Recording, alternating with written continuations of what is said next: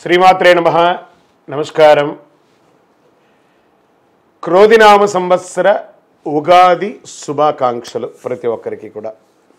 మనం ఉగాది గురించి కూడా గత కొన్ని ఎపిసోడ్లో తెలుసుకున్నాం.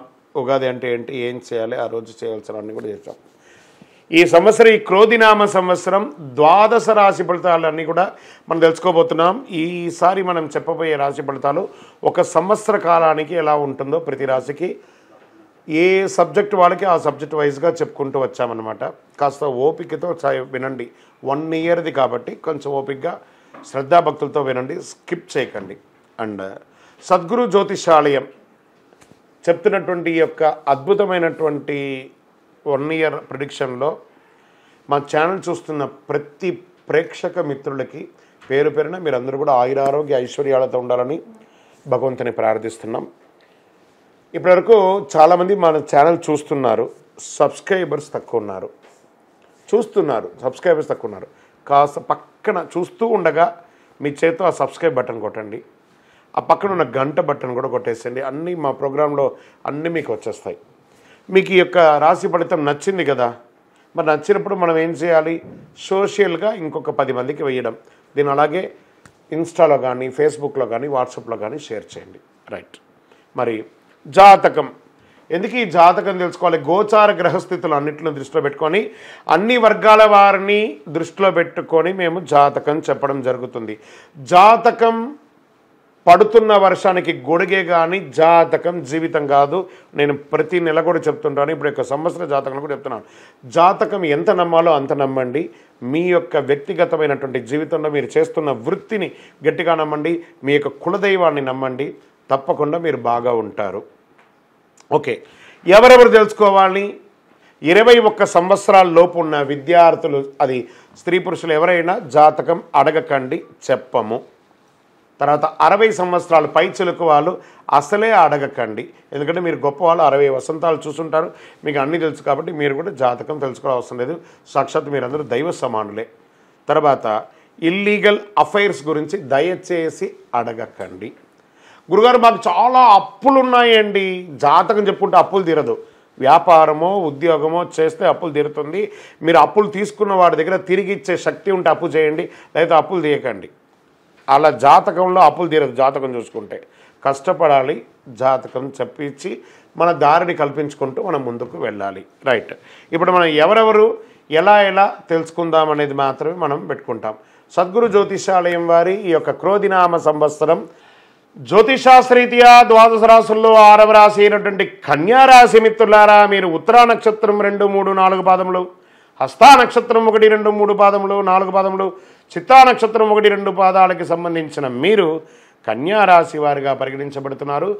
ఈ క్రోధినామ సంవత్సరం కన్యారాశి ఫలితాలు: ఆదాయం 5, వ్యయం 5, రాజపూజ్యం 5, అవమానం 2. ఆదాయం ఎంతో ఉందో ఖర్చు అంతే ఉంది. ఈ సంవత్సరం కన్యారాశి గ్రహస్థితి మే 1 నుండి సంవత్సరం చివరి దాకా గురుడు భాగ్యస్థానంలో రజితమూర్తిగా సంచరిస్తున్నారు. శని షష్టమ స్థానంలో తామరమూర్తిగా సంచరిస్తున్నారు. రాహుకేతువులు సప్తమ జన్మస్థానంలో రజతమూర్తిగా సంచరిస్తున్నారు. ఈ సంవత్సరం ఆర్థికంగా చాలా చాలా చాలా బాగా ఉంటుంది.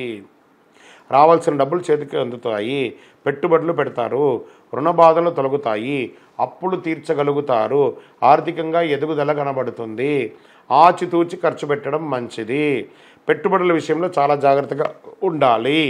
అప్పులు తీసుకునేటప్పుడు జాగ్రత్తగా తీసుకోవాలి. పత్రాల మీద సంతకాలు పెట్టేటప్పుడు అనవసరంగా లోన్స్ కోసం అప్లై చేయడం వల్ల అవి తీర్చలేక అది శాంక్షన్ అయ్యి ఇబ్బంది పడే అవకాశాలు ఉన్నాయి. వ్యాపారస్తులకి ఇది చాలా అనుకూలమైనటువంటి కాలం అని కూడా చెప్పచ్చు. ఇప్పటి వరకు అయితే ఎవరైతే వ్యాపారంలో నష్టపోయి ఉన్నారో దానికి మల్టిపుల్గా మీకు తిరిగి వచ్చే అవకాశాలు ఉన్నాయి. కొత్తగా వ్యాపారం ప్రారంభించాలనుకున్న వారికి ఇది చాలా అనుకూలమైనటువంటి సమయం. ప్రభుత్వ అనుమతులు, పర్మిషన్స్ ఏదైనా ఉంటే వ్యాపారానికి అవన్నీ దొరుకుతాయి. కన్స్ట్రక్షన్ ఫీల్డ్లో ఉన్న వాళ్ళకి కూడా ఇది బిల్డర్స్కి చాలా కలిసి వస్తుంది. కొత్త వ్యాపారం ప్రారంభించాలనుకున్న వారికి చాలా ప్రోత్సాహకరమైన సబ్సిడీలు కూడా వచ్చే అవకాశాలు ఉన్నాయి. బ్యాంకు రుణాలు కూడా త్వరగా దొరుకుతాయి. మంచి పేరు ప్రఖ్యాతులు సంపాదిస్తారు. సంఘంలో గౌరవం పెరుగుతుంది. ఉద్యోగస్తులు తమ ఉద్యోగ స్థానాల్లో మంచి పేరు పొందుతారు. ఉద్యోగిని ఉద్యోగస్తులకి ప్రైవేటు ప్రభుత్వ రంగం వారికి శుభవార్త వింటారు. ప్రమోషన్లు వచ్చే అవకాశాలు బాగా ఉన్నాయి. ఇంక్రిమెంట్లు పెరిగే అవకాశాలు కనబడుతున్నాయి. ప్రభుత్వ ఉద్యోగం కోసం ఎదురు చూస్తున్న వారికి ప్రభుత్వ ఉద్యోగం వచ్చే అవకాశాలు ఆగస్టు తర్వాత మెండుగా ఉంది. రాజకీయ నాయకులు కూడా మంచి అవకాశాలు కనబడుతున్నాయి. ప్రజాక్షేత్రంలో మీకు మంచి దిగ్విజయం వచ్చే అవకాశాలు కనబడుతున్నాయి. రాజకీయ నాయకులు సునాయాసంగా ప్రత్యర్థుల్ని మీద గెలుస్తారు. పదవి యోగం, అధికార యోగం స్పష్టంగా కనబడుతుంది. అనుకున్న లక్ష్యాలను ఈజీగా నెరవేర్చుకుంటారు. ప్రత్యర్థులు దెబ్బ కొట్టే విషయంలో సమయస్ఫూర్తి విషయంలో, పట్టుదల కృషి విషయంలో పక్కా ప్రణాళికలతో రాజకీయ నాయకులు ఎదుగుతారు. రాసి పెట్టుకోండి, కన్యారాశి రాజకీయ నాయకులు యోగం యోగం యోగం. కోర్టు వివాదాలు సులభంగా పరిష్కారం అవుతుంది. తల్లిదండ్రులకు సంబంధించి ఆశీర్వాదం సంపూర్ణంగా ఉంటుంది. వాహన యోగం, వస్తు యోగం, గృహయోగం, సంతాన యోగం, ఇల్లు లేని వారికి ఇల్లు, వివాహం కాని వారికి వివాహం, వివాహమైన వారికి సంతానం. ఎన్ని యోగం అండి. ఆగిపోయిన వివాహాలు, ఎప్పుడో మాట్లాడిపోయి నిలిచిపోయిన వాళ్ళు కూడా మళ్ళీ కలిసి అవకాశాలు ఉన్నాయి. ప్రేమ వివాహాలు కూడా అవకాశాలు బాగా కనబడుతున్నాయి పెద్దల అంగీకారంతో. సంతాన సాఫల్యం కోసం చేస్తున్న వాళ్ళకి చాలా జాగ్రత్తగా ఉన్నా కూడా అద్భుతమైనటువంటి సంతానం అవకాశాలు ఉన్నాయి. కుటుంబ అభివృద్ధి, భార్యాభర్తల మధ్య సఖ్యత పెరుగుతుంది. మ్యూచువల్ అండర్స్టాండ్ ఉంటుంది. విదేశీయ ప్రయత్నం చేస్తున్న వాళ్ళకి, విదేశీయానం వెళ్ళాలనుకున్న వాళ్ళకి ఉద్యోగరీత్యా, చదువు రీత్యా, వ్యాపార రీత్యా this is the right time. వీసాలు మంజూరు అవుతాయి మీకు. విదేశాలు స్థిరపడిన వారికి గ్రీన్ కార్డు కానీ సిటిజన్షిప్ కానీ వచ్చే అవకాశాలు ఉన్నాయి. సినిమా, టీవీ, మీడియా, కళాకారులు అందరికీ బ్రహ్మాండమైనటువంటి అనుకూల కాలం. తొందరగా ఎదుగుతారు. తక్కువ సమయంలో అనుకున్న లక్ష్యాన్ని సాధించే అవకాశాలు ఉన్నాయి. విద్యార్థిగా చదవాలనుకునే వారికి మీరు అనుకున్న సబ్జెక్టుకు సంబంధించిన యూనివర్సిటీని చూస్ చేసుకుని అద్భుతమైన చదువులకు వెళ్తారు. పోటీతత్వం పెరుగుతుంది. కుల వృత్తులు చేసుకునే వాళ్ళకి ఇది ఒక మంచి అవకాశము.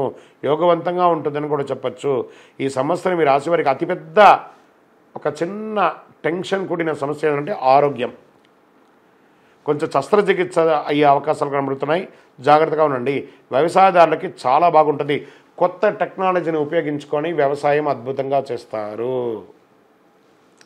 నంబర్ 9 మీ యొక్క లక్కీ నంబర్. గురువారం మీకు చాలా కలిసి వస్తుంది. తెలుపు రంగు ఎక్కువ వాడడానికి ప్రయత్నం చేయండి.